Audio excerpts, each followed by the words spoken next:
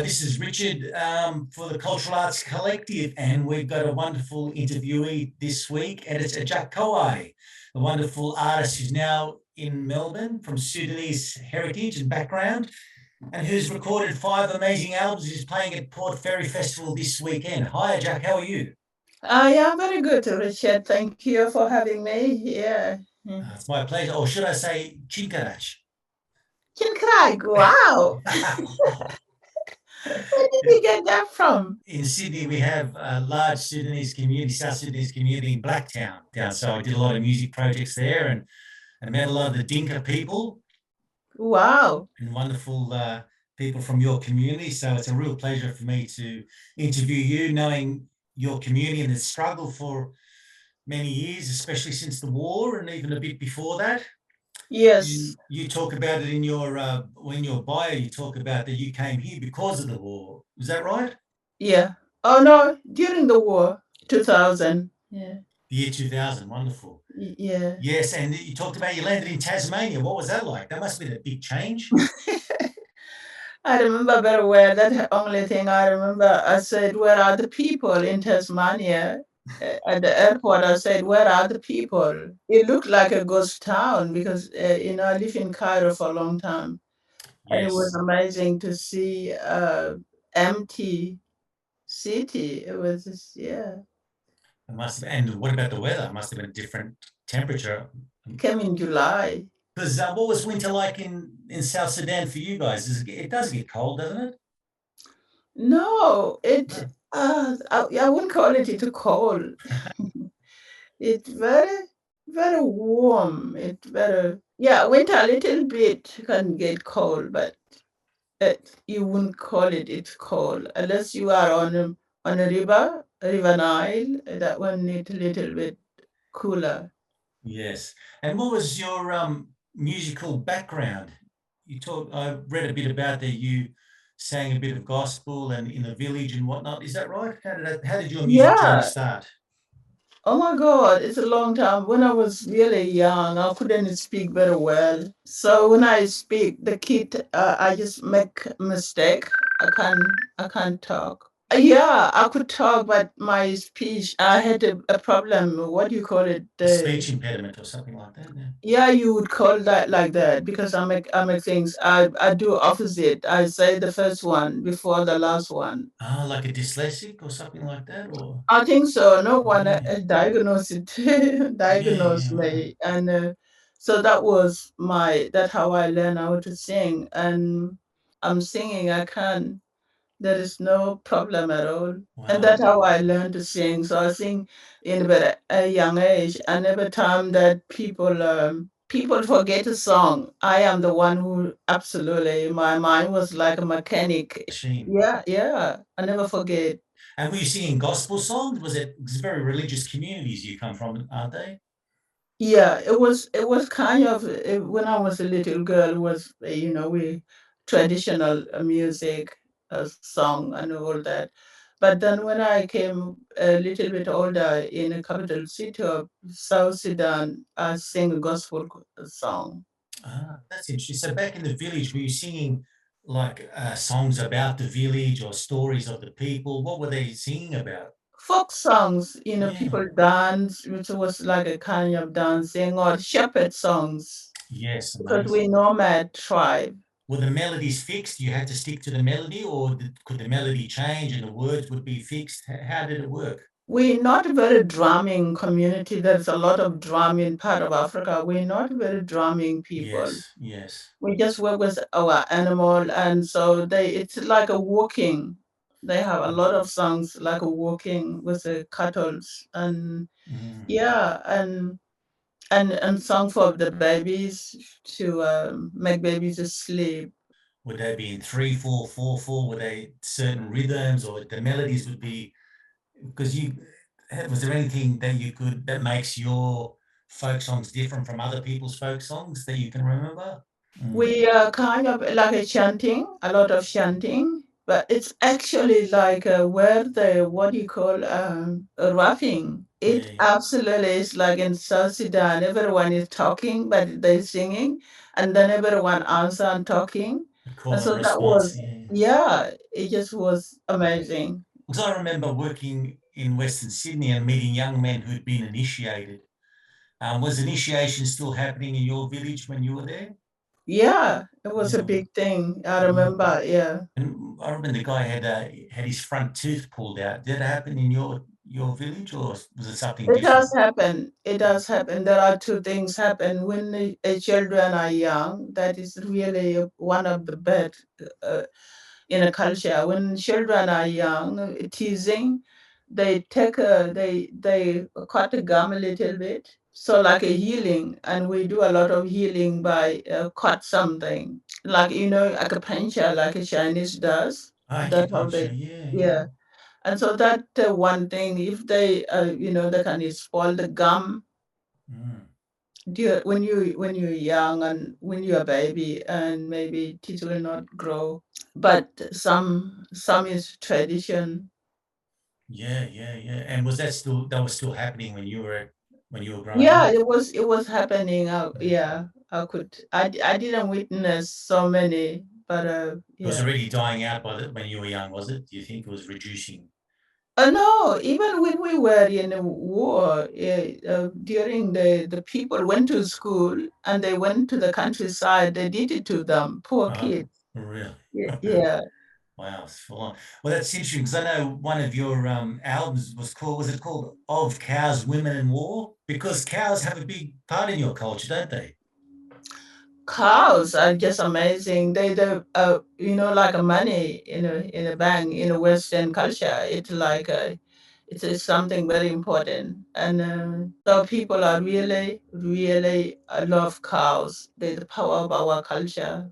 Yes, and like if somebody gets married, don't you have to, doesn't the women have to have their family have to give you have to negotiate how many cows or something like that? Is Yeah, it's pretty getting tough here. Even here in Australia, they have to pay cows. even here They have to pay money to back in to Sudan the so they family, can go yeah. and buy cows. Like I was telling you, I did a project and I was talking to this young South Sudanese woman, and she said to my wife, you get lots of cows. And she goes, why? She goes, because you're tall, skinny, and you've got fair skin. You get lots of cows.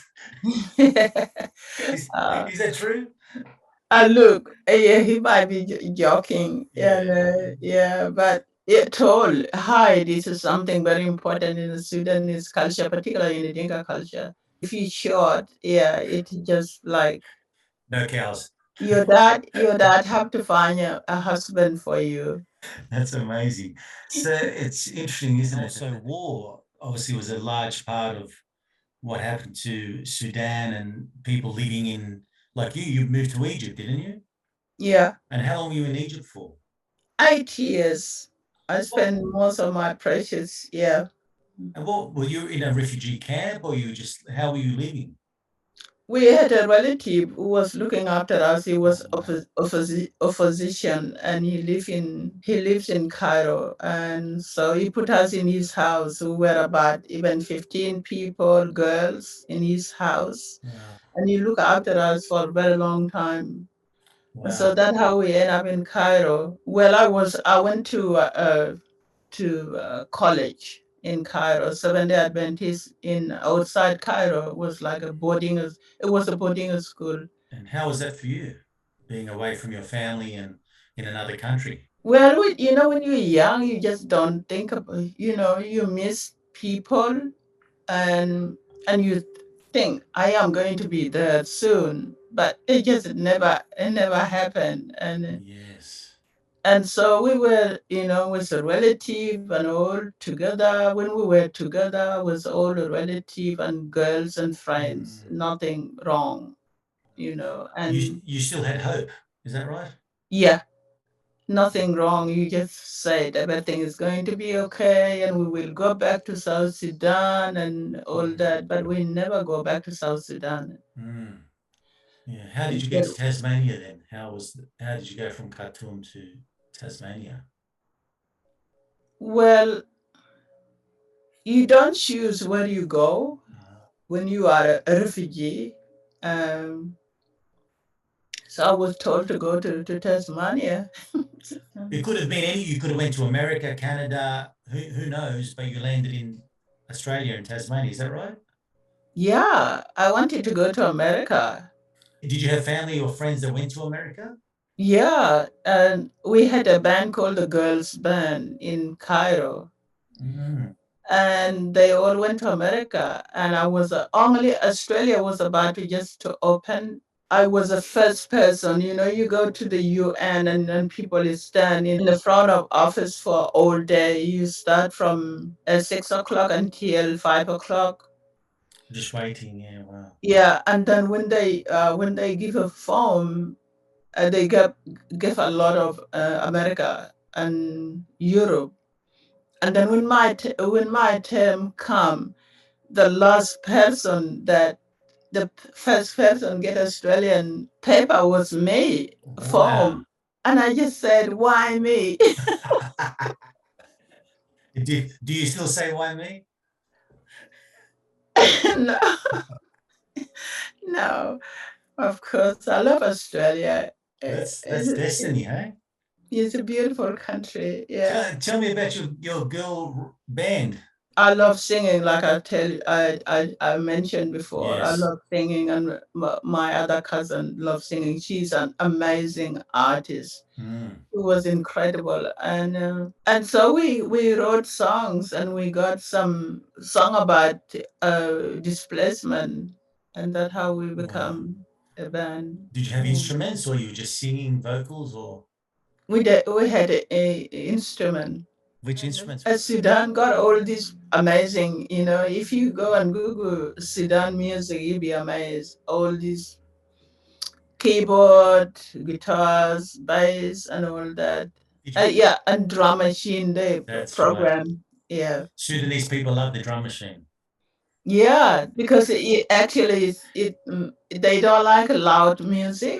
I use a lot of different instrument, and the Sudanese they think, oh, it's so loud, they can't understand it. Was it more rock sounding or was it gospel or It's a mix. I wanted to get away from, we have been spend this time out from Khartoum, and I think I refuse to be doing a music that there was people who oppress us, in the South Sudan. So I create my own style yeah. and I refuse to do. And Sudanese, of course, even in South Sudan, they love that Arabic sound. You were putting sounds together even back then, different sounds from different cultures. That's amazing. And that comes through in your work now, doesn't it? I was just listening to your Red Sounds album, and you've got keyboards, you've got rock guitars, you've got your amazing vocals, you've got different languages.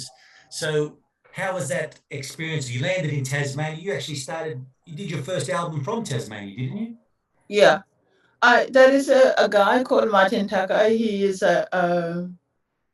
specialized in African music, and he was in Tasmania. And so when I first came to Tasmania, I went to studying English, and there were a lot of people. At the end of the year, they told us to do a music a culture, and so they said, "Who can sing?" And I said, "Yeah, yeah, yeah." I got up and I sang, and Martin Tucker was there, and he was looking for someone African person, and someone connected me with him, and that's it.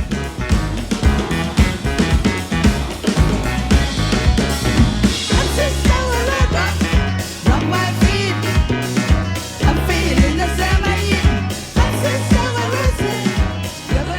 got from Australia, did you have the fire to create art even before landing? Like when you got to Tasmania, did you go, "This is what I'm going to do. This is what I have to do"? Or how is that? How did you become this artist?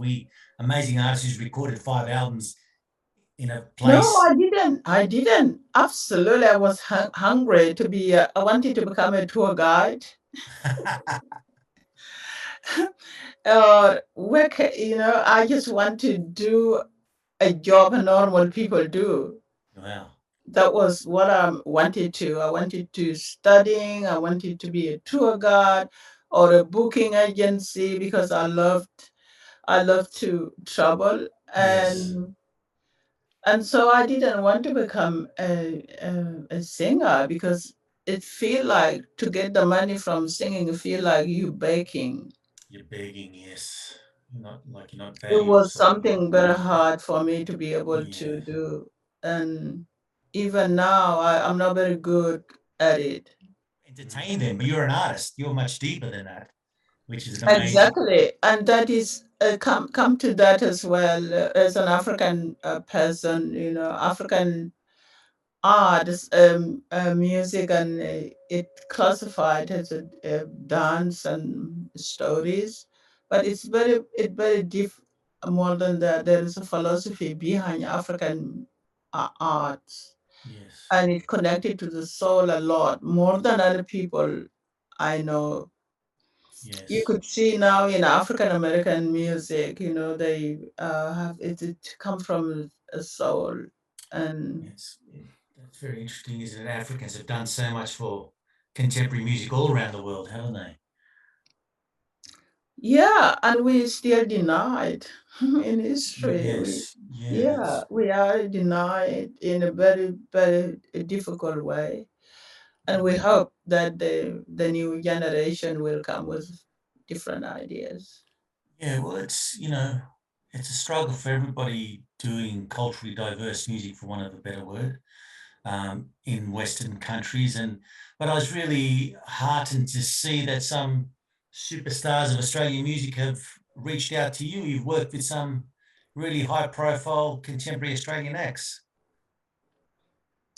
Yeah, I did over the years, and Australia is very small country, and that's why it's so hard for artists to be able to sustain without another job. Yes. But but in that sense, also it's a good place to nurture it and to be To, able to you can meet people it's small and enough to meet people and create something. Is that what you're yeah, saying? yeah. And who are the superstars that you worked with? Sarah Blasco, that was my collaboration, first collaboration with her. She's an amazing artist. She is, and not only that, she's a beautiful person as well. That's what one doesn't come without the other most times, I think. Yeah.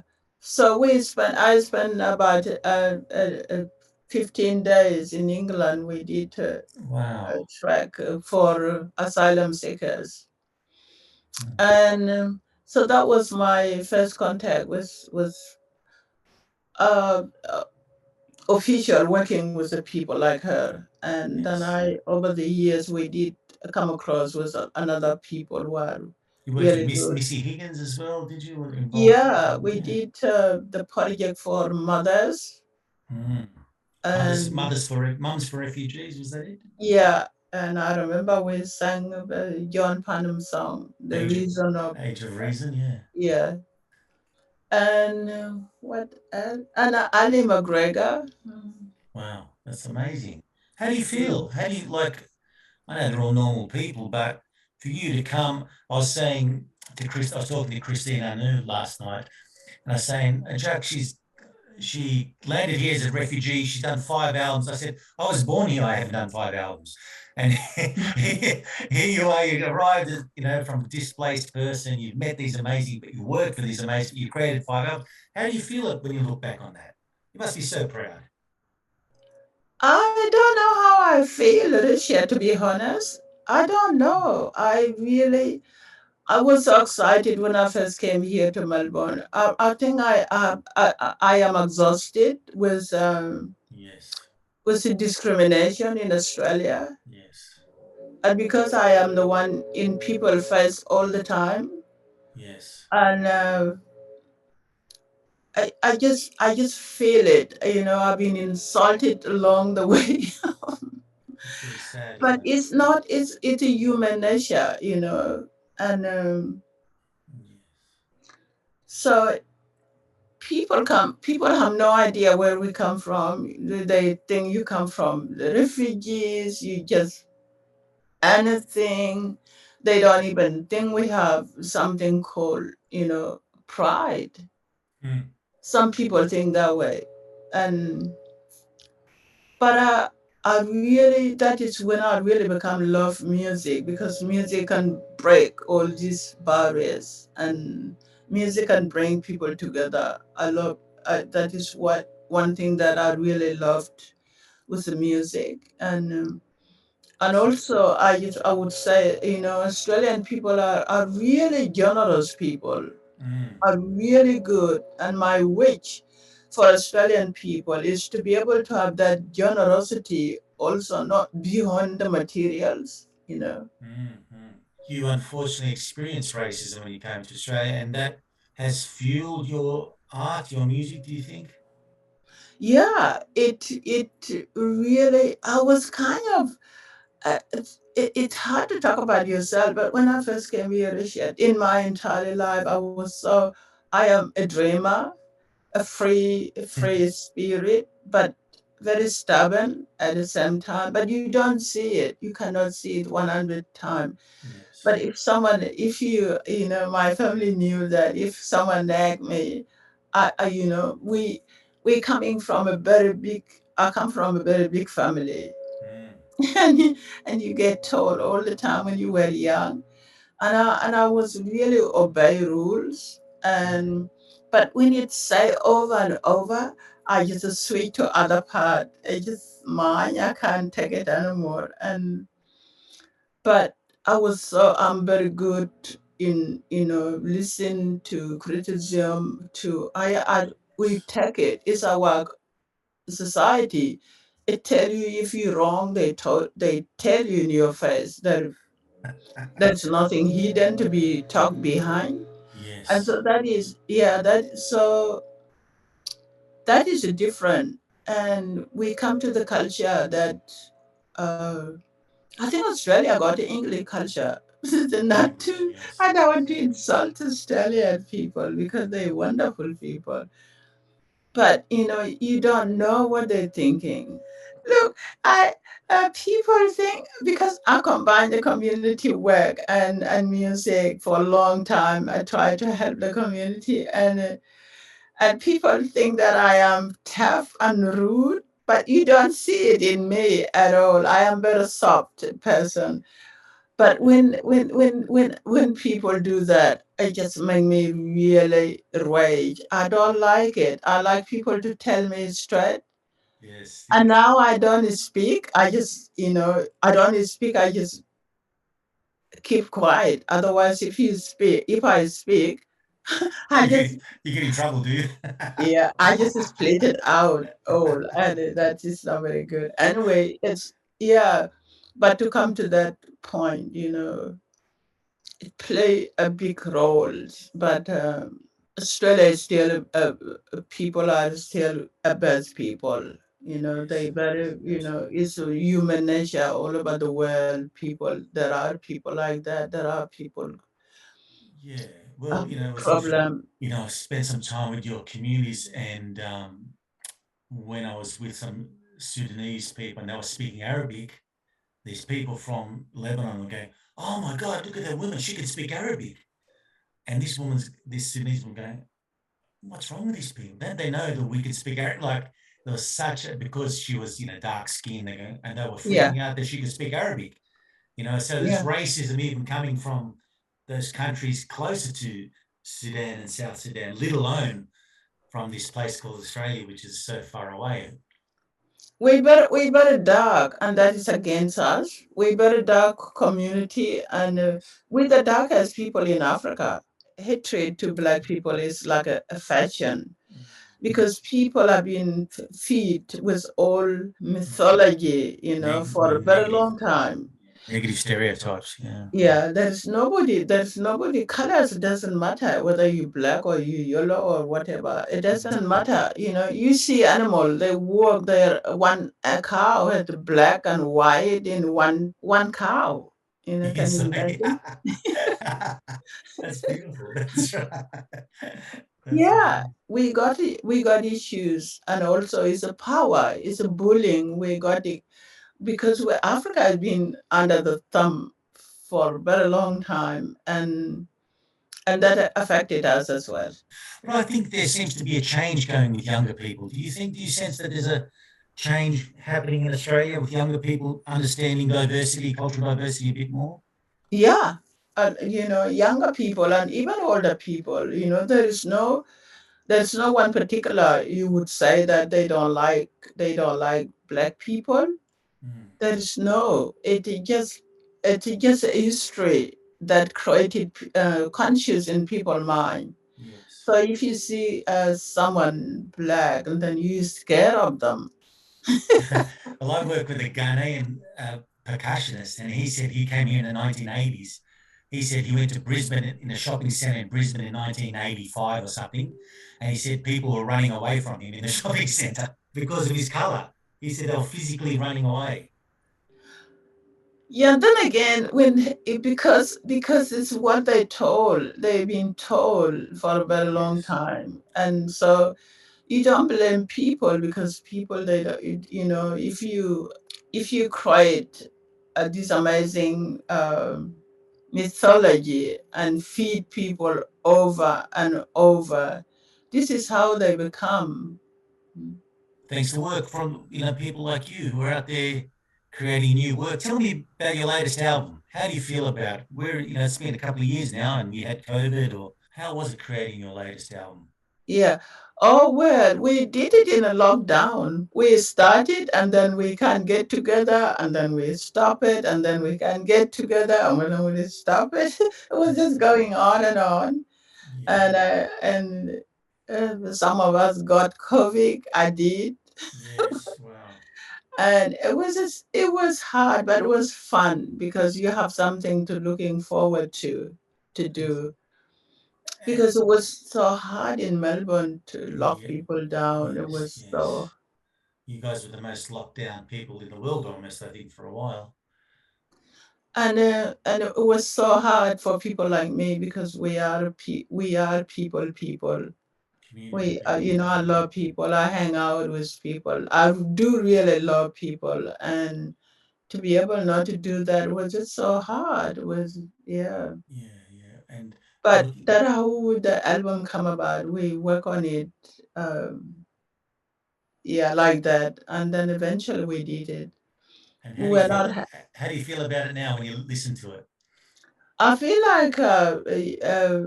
like we would have done better. You know how self A true doubt. artist. There's a true artist saying that. Yeah, but that what it is, and we had something to do during the lockdown, so that was good. How was the songwriting process for you guys? Did you come with all the songs finished? Did you swap ideas? How did it work for you and your band? I have a better strong sense of rhythm.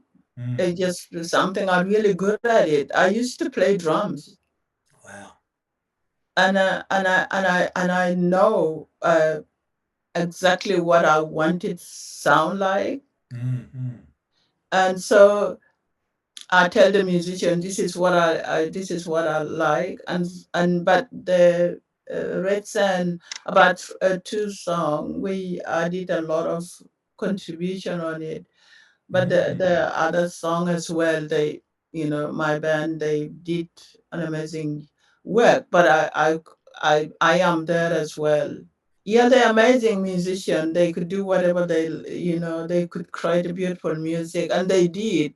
But Yes. then I have a particular sound that I like Yes. to listen to. So Yeah. you would come in and say, I've got an idea for this song. The melody sort of is like this. Yeah. You guys put some, I want this sort of a rhythm, and the other guys would fill it in, would they? Yeah, we particular two of them. I worked with them for a long time, and they listened to some, and they actually understood what I like, Mm-hmm. and so they, and also they know their style of music, so they will try to match that, and even become a modern or like quite a rocky. It's not. It come from that other part. And Yes. I know sound like it. It's just totally my own. And Yes, you've created a unique sound. That's you. And you yeah, sing in different languages as well on the album. it was. Yeah, it was. it was just that how we yeah, that how I do it. I do create a melody first before the Mm, lyrics. And sometimes lyrics, be thinking of particular topic. And yeah, this is really when you come from that part of the world, disadvantage you. If I know how to play like others people, I wonder what I would have done because I really have thought a lot of thinking. yes. I would say I don't know. I don't want to say that, but I'm really a thinker. I really and that can become a burden because I think a lot of every little details. Not I didn't put it in my music, otherwise I would be the best. But I Yes. get distracted by the environment you will live in, like why Yes. I have a lot of questions to ask, and I ask myself, and I remember a friend told me that you can't go and say why that happened, why nobody fix it, and no, I just become a burden, and I think it's good to be just ignorant. Issues affected people, and they just let it go. People just let it go, and they don't think about it. Uh-huh, I'm with you now. So Yeah, that that was. and that's we talked about that. That's the fuel for your music as well, isn't it? For your artistic life. You're saying there's bad stuff going on, but nobody's talking about it. Yeah, and I don't even want to tell people what to do. Just to be able to do something doesn't harm people is really a good feeling. That what I Yes, would yes. say. Well, because we've talked about you as an artist and your journey, but really there's a lot more to you. You're a radio announcer and radio DJ. Do you work on two radio stations? You work in the community at the migrant resource centers. Are you still doing all that work? I was doing it. I stopped working in the community development. Now Mm, I was working before the lockdown just to do workshop in the mm, community, writing stories for the theater. So and do workshop for the community and all that, and do the like a little bit play for the issues facing our community yeah. with other people who are professional script writers. And so I did that during the lockdown. There is so much been happening. I am surviving with a music. Fantastic. It's not quite what you expected, because, but I just don't know what to do. That is you. Yeah, because I don't want to do that job, like going to the community again, and because things didn't change. I did work Yes. hard. I did put my heart in on a line, and things didn't change. They keep going back to where they were, and I Mm, think I didn't want to be a part of the problem instead of this. yes, yes. That's very difficult. So, do you still have hope? Of course, there is always a hope, and always positive. And the fact that South Sudanese here are doing amazing, young people are doing amazing job. They took over those kind of job, which is real. I'm very proud of them. Fantastic. And there is a lot of people who have been educated as well, and Yes, just in a short time, we actually did very well in a short time, regardless of what you heard about the Sudanese community. There are so much positive going yes, on, and yes. and They're the, very strong in the community these days, aren't they? Young people in the Sudanese community. It's amazing. yeah, we have so many kids in juvenile. Nobody knows about them. Is that right? Yeah, Wow. you And know, that's why is that? Do you think is it Richard, it you could I don't want to answer that, but there are particular people who actually have their own agenda, Mm. and that what happened when the people got power. They just do whatever they like. Some kids have been pushed into the crime because they don't want to be seen walking around. Some Sudanese kid, if you go to the city and you see one, people run after them. Authority run after them, Wow, so it's racism we're talking about. and Yeah. and make them feel like they have done something. Yes. And as a young person, if you push like that all the time, some did a terrible thing, and because they confused, they are and the families either they coming from the broke Yes. background, like people come from the camp and no father figure, you know, Yes. it's another issue. And but even someone who is in charge told me this before. She said, I never see anything like it in my entire work life here. So many kids coming in here. Wow. Must be really sad. Yeah, and because the community also don't have a voice, and it's a combination of Yeah. everything. I can't tell you one thing for sure.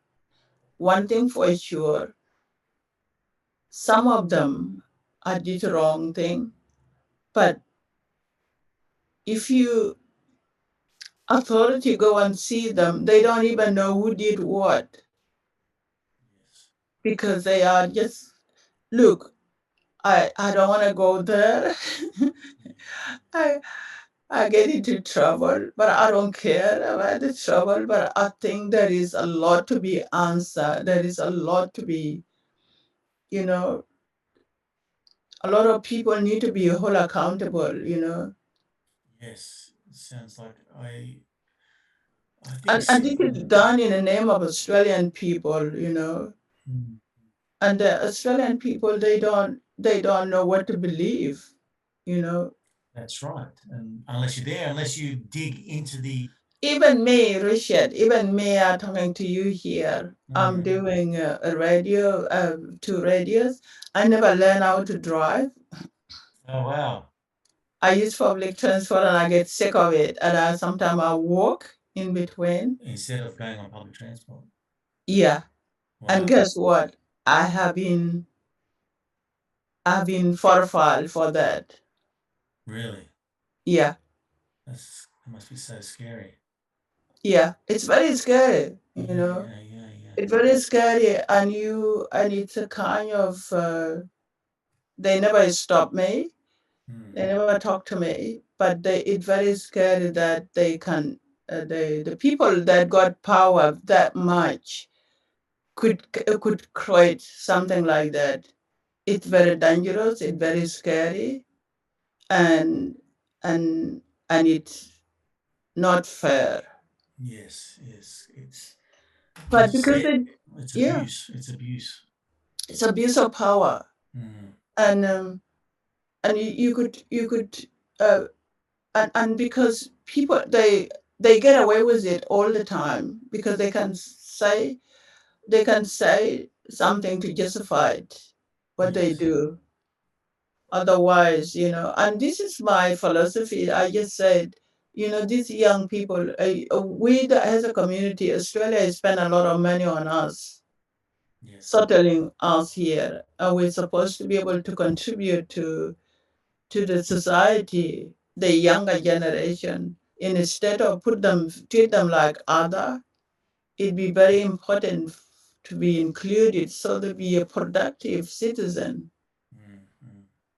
At the Yeah, moment, it's looked like what happened in places like America, you know. that's really scary. Yeah, thanks for bringing this up because in Sydney I don't get a sense that it's that bad in inverted commas. Maybe it is. Maybe I'm out of the loop these days, but I need to go and investigate. So thanks for bringing that up. And it's so sad really to hear that young people are under fire, you know, Yes, just for yes, being who they are. That's really, yeah. I was thinking about that today. We're lucky enough to have a World Pride march across the Harbour Bridge, which is about diversity, which is amazing. I think we need something similar in support of refugees and people who, for a country that we stand up and say, yes, they're here. We've got a government now who's a bit more normal. Maybe we need to raise the profile of that. What do you think? Should we start a campaign? I think so. I think a campaign need to be started because it you it it's not black and white what you heard. It need to be dig more than that. It need to be absolutely investigate. It need to be people need to pay attention and to the story they hear, to the behavior of the authority. And because when people got that much power, what do they do with it? They find people like me, they find people like those kids. Yes. But the a normal Australian have no idea. So if you complain, I told my friend this is so that they said, Hijack, you need to be you mad. You need to be what? They said, you mad. You You mad. need to be mad to be able. They, Okay, Jack, we need you to talk about this at Port Fairy Festival, as you do, I'm sure, to get your message out there, just like you shared it with me now. Are you going to say something at Port Fairy Festival about this? look, because I don't talk very much when the people come because I just say something. I said, you people, you have to be don't listen to what you hear.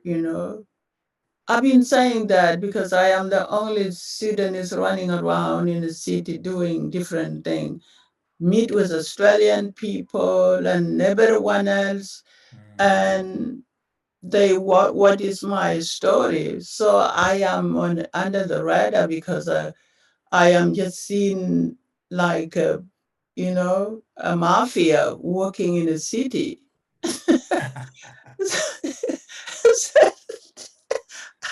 So I tell people that, but I'm going to say, of course, I say it my own way. I don't want to be a topic when I'm perform. I want people to have a good time An open and heart, yeah.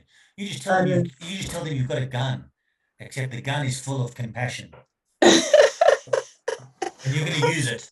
I get shot if I say that. People believe. Yeah, You say it's people believe it. full of compassion, not bullets. Okay.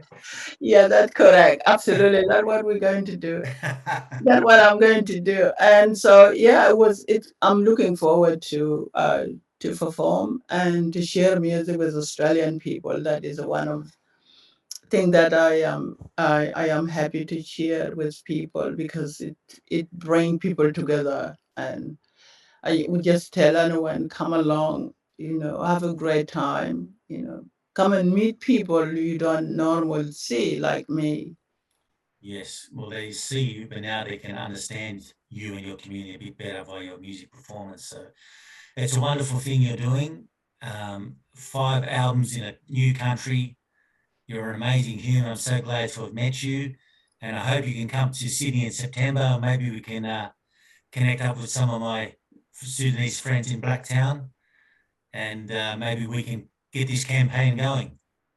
That would be amazing, Richard. It's really nice to meet you, and we should, as someone, have a contact with the Sudanese community as well. It's really nice to be able to know people related, and so I'm looking forward to even if I come to Sydney, I just come and look for you, and I got relative there. Oh, great. Well, let's talk. We'll talk because we'll have Yeah. to come and get you to perform at the Sacred Music Festival in September. Yeah. Thank you. Jack, it's been wonderful talking to you. Thanks for the interview and have a great concert. And we'll see you in September for sure. Thank you. I just feel like I'm having a cup of tea You with you. are. We're having a cup of tea. Two community workers making music and work together. Thank you so much, Rashid. Have a great weekend, and thanks for talking to me. Thank you. Cheers. All Bye. right. All the best. Bye. Bye bye.